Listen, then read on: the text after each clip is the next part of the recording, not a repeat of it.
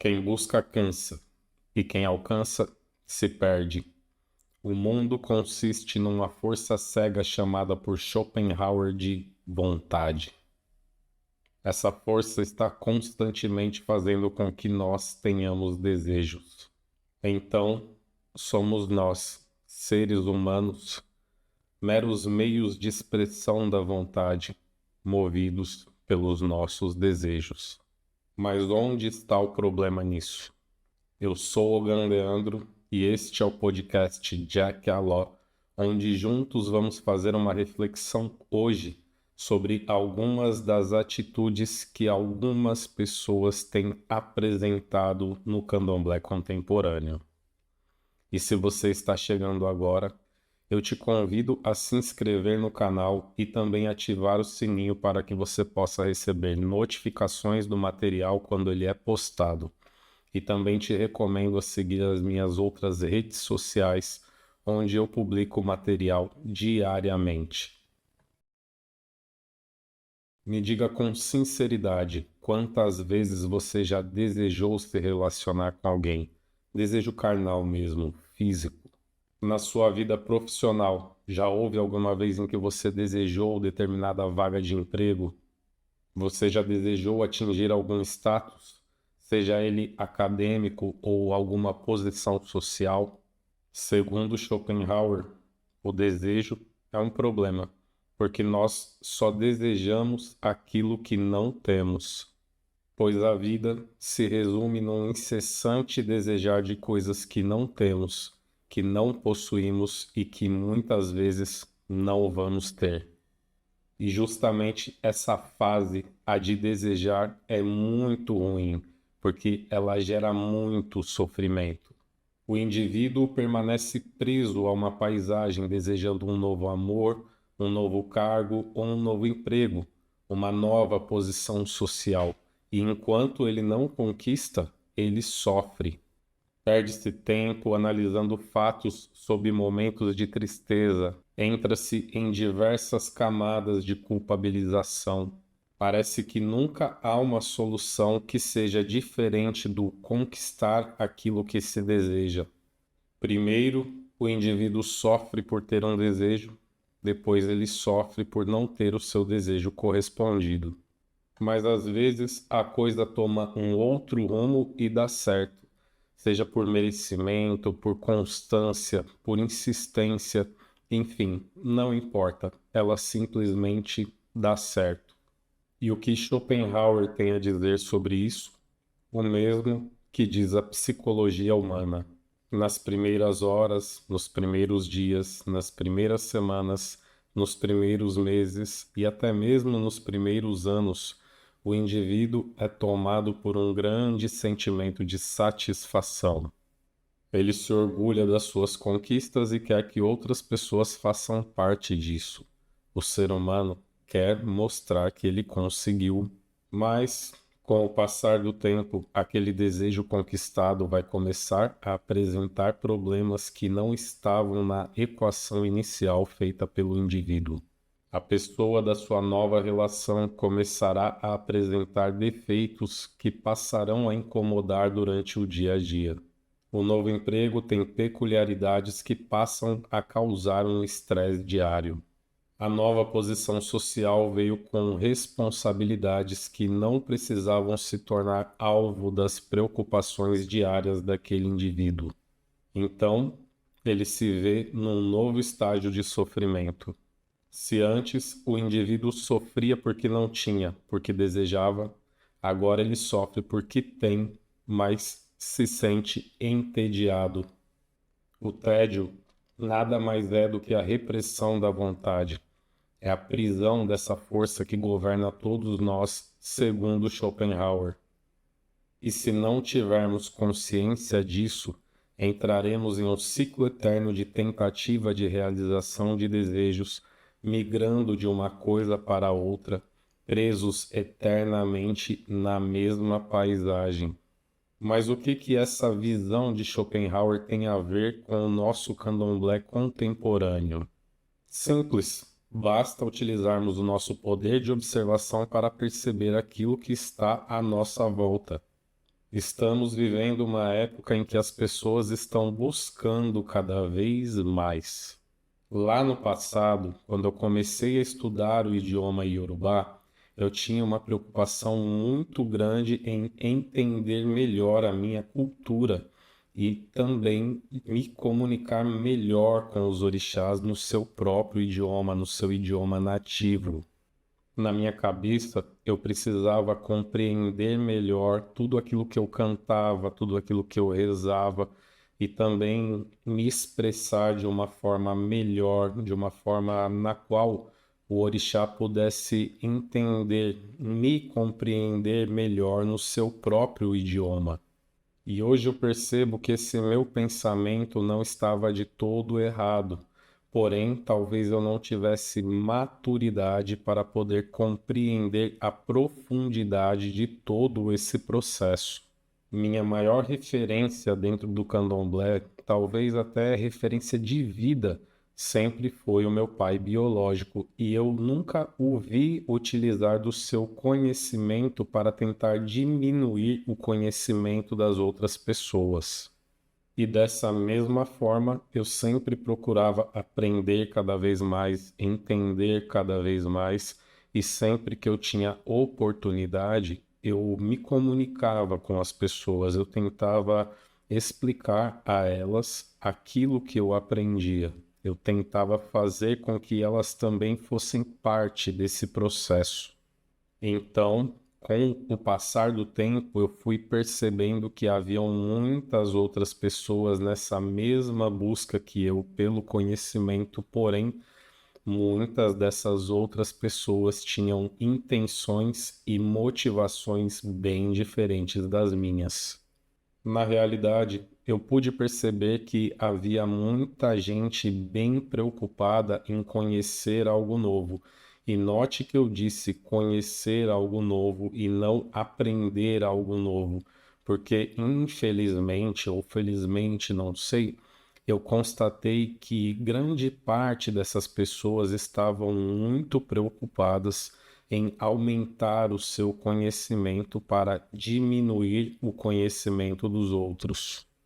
Parecia mesmo que havia muita gente bem preocupada em diminuir o conhecimento dos outros, corrigindo-os, corrigindo as pessoas, mostrando incisivamente que aquelas pessoas estavam erradas, tentando se sobressair de alguma forma, tentando se aparecer mesmo.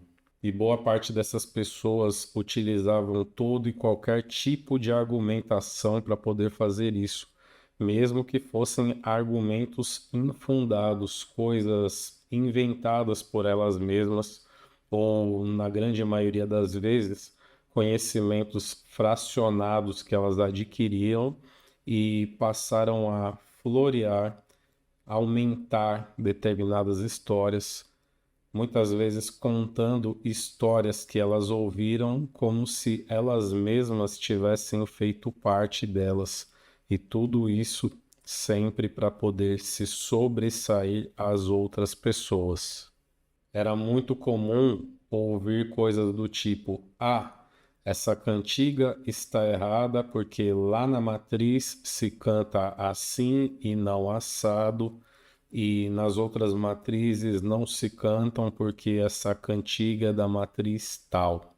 E o que eu digo agora, digo com toda a minha sinceridade, e quem me conhece pessoalmente sabe que é verdade.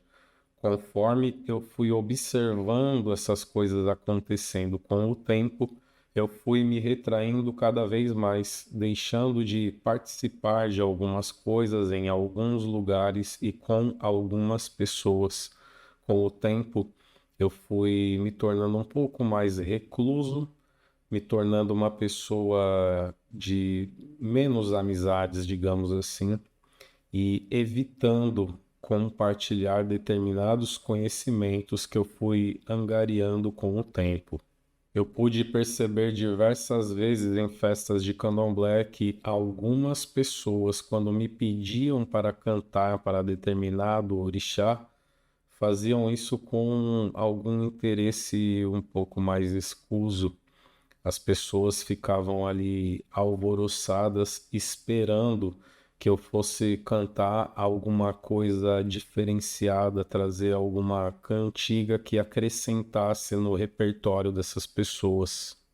É fato que eu sou iniciado numa casa matriz de Salvador, porém as coisas que nós cantamos em casa são o arroz com feijão para nós, são coisas que fazem parte do nosso dia a dia do candomblé, não é nada de outro mundo. O que eu canto são cantigas que são cantadas a toda hora na minha casa, as mesmas sequências, as mesmas cantigas. Feliz ou infelizmente, aqui em São Paulo, quando eu ou algum dos meus irmãos estão aqui e cantamos o que é o rotineiro para nós em nossa casa, algumas pessoas acabam pegando aquilo como uma verdade absoluta, como se não houvessem outras formas de se cantar aquilo que nós cantamos. E de forma triste, algumas dessas pessoas tentam pregar para outras pessoas que isso é realmente uma verdade absoluta, porque afinal foi alguém da matriz que trouxe. Diversas casas, diversas matrizes cantam as mesmas cantigas, às vezes em sequências diferentes, mas não é nada de outro mundo. Porém, infelizmente, nós vemos que algumas pessoas pegam essas cantigas sem refletir um pouco sobre essas características e querem sair por aí dando aula e corrigindo outras pessoas como se houvesse apenas uma forma de se fazer isso, apenas uma forma de cantar determinada cantiga. Muita gente acaba querendo mesmo ditar regras no candomblé dos outros. E isso tudo ficava muito confuso para mim na época, porque lá na Bahia mesmo, eu já vi pessoas corrigirem outras pessoas, até mesmo no meio da festa de candomblé. Mas geralmente eram pessoas da mesma casa corrigindo os seus irmãos de santo ali, até como título de orientação. Eu nunca vi uma pessoa sair da casa A para visitar a casa B e no meio da festa de candomblé nessa casa B, essa pessoa da casa A interromper a festa para poder corrigir e falar que determinada cantiga estava errada.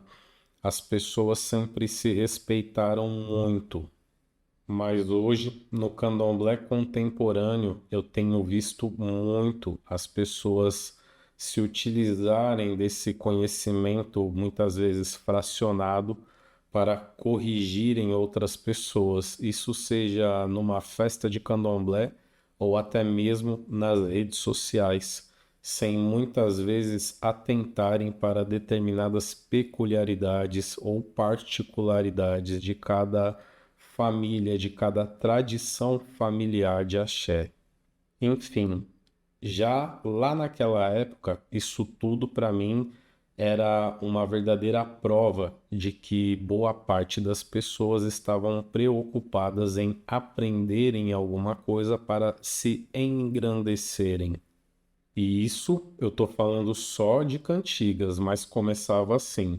Daqui a pouco as pessoas começavam a discutir sobre particularidades de ebós e outras liturgias de outros rituais, e tudo virava uma salada mista de discussões, onde muitas pessoas estavam querendo demonstrar conhecimento e ensinar particularidades para outras pessoas mesmo que elas não pertencessem às suas famílias de orixá.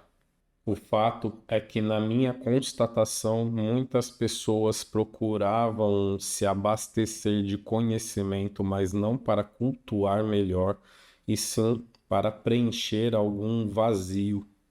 Mais ou menos nos anos de 2010 para frente, com o acesso menos dificultoso a africanos, várias pessoas passaram a procurá-los para fazer iniciações e diversos outros tipos de rituais.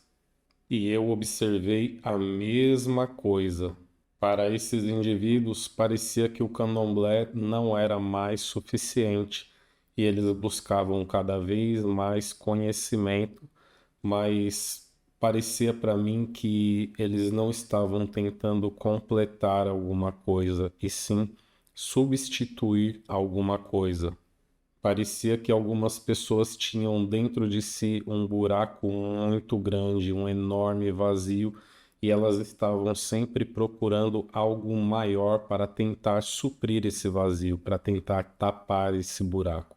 Iniciação em Ifá, iniciação em Orixá A, B, C ou D, iniciação em diversos outros cultos tradicionais do povo iorubá, realização de vários outros rituais, feitiços, magias, várias e várias coisas, uma atrás da outra, e essas pessoas pareciam que estavam sempre em busca de algo mais, sempre procurando um plus e sempre procurando demonstrar esse diferencial delas para as outras pessoas.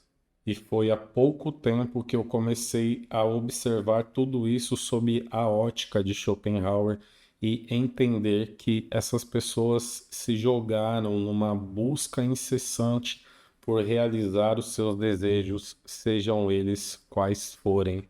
A realidade é que muitas dessas pessoas estavam no candomblé e estavam sofrendo por desejarem alguma coisa desse candomblé e não estarem conseguindo. Desejo de destaque, desejo de status, desejo de poder, desejo de ascensão financeira, desejo. Eu vi muita gente se destacar e depois sofrer por entrar numa obsessão de que haviam outras pessoas invejando-as. Eu vi algumas pessoas conquistarem algum status dentro do candomblé e serem consideradas pessoas influentes, pessoas de determinado poder, e depois sofrerem por começarem a ser apontadas como pessoas que exploram as suas comunidades de axé, que exploram outras pessoas, serem alvos de gente que precisa depreciar a imagem dos outros para tentar se sobressair e se destacar de alguma forma. E eu também vi gente crescer financeiramente e depois acabar sofrendo na mão de verdadeiros exploradores. Enfim, nesses anos todos eu vi muito sofrimento por parte de pessoas que tentaram realizar os seus desejos de qualquer jeito, pessoas que lutaram para saciar esses desejos da maneira como pudessem, mas que talvez não tivessem pensado em profundidade, não tivessem refletido sobre as consequências de saciarem esses desejos. Mas não pense você que eu me excluo da humanidade, dessa humanidade que deseja, que busca realizar os seus desejos. Eu sou um ser humano como qualquer outro, sou um ser humano igual a você. Porém, quando falamos sobre candomblé, eu sempre tive muita consciência de que essa é a minha religião, não é o meu meio de vida. O candomblé, para mim, é o local onde eu vou buscar a saúde mental por meio do equilíbrio espiritual, para que assim eu possa conquistar os meus objetivos. É onde eu encontro forças para poder enfrentar as adversidades do dia a dia. E de tal forma é como eu pratico a minha resiliência, é onde eu busco sabedoria para que eu possa lidar melhor com as consequências, com os resultados das minhas escolhas. E eu realmente acredito que só com o entendimento profundo sobre todas essas coisas e com a consciência de tudo isso é que eu vou sofrer menos. E este foi o nosso episódio de hoje do podcast Jack e Aló, onde juntos fizemos uma grande reflexão sobre essa busca pelo conhecimento que muitas pessoas fazem durante a sua jornada espiritual. E se você está chegando agora, eu te recomendo a se inscrever no canal e também ativar o sininho para receber notificações do material quando ele é postado. Da mesma maneira, eu também te recomendo a seguir as minhas outras redes sociais, onde eu publico material diariamente. Foi um prazer estar com você aqui hoje. Um forte abraço. Te vejo na próxima segunda-feira, às 20 horas. Jai Kialo.